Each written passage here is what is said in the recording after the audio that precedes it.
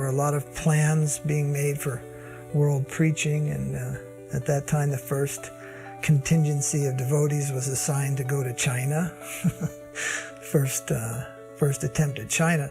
So it was really a big year, and Srila Prabhupada was in very exceptional spirits. And when you came around him, you were brought towards that plane of Krishna consciousness where nothing could be better. The days couldn't be better. Your life couldn't be better. And at this particular festival, that experience was at its optimum. And of course, there's the footage of Srila Prabhupada ringing that bell on the side of the deities and circumambulating with the devotees and raising his hand up for the devotees to jump. And when he would do that, it was such an ecstatic, emotional moment. And everyone seemed to become filled with that, what sometimes is described as indescribable joy of Krishna consciousness, just due to his association. So for everybody who came to the festival, it was a most wonderful experience. And then gradually the day of Gaur Purnima did arrive, and there was that initiation. One by one, Srila Prabhupada would call the devotees. When it finally came to the sannyasis, he would call them, and he would give them their danda, and he would announce where they would be preaching.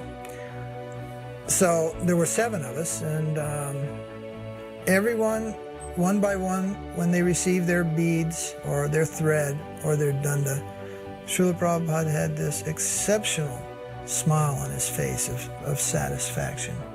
And particularly when it came to the sannyasis, because the sannyasis are the symbol of the preaching endeavor of the Sankirtan movement.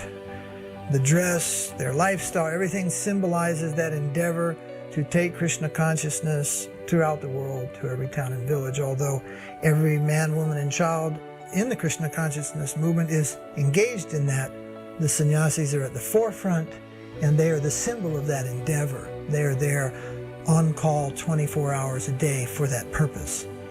And Srila Prabhupada expected of them leadership in that role, particularly of preaching and spreading the Sankirtan movement.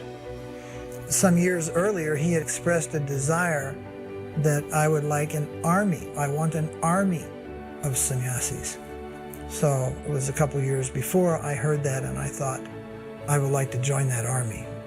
So that was 7 new sannyasis on that day.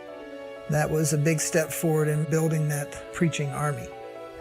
So he was very, very happy, very pleased about that.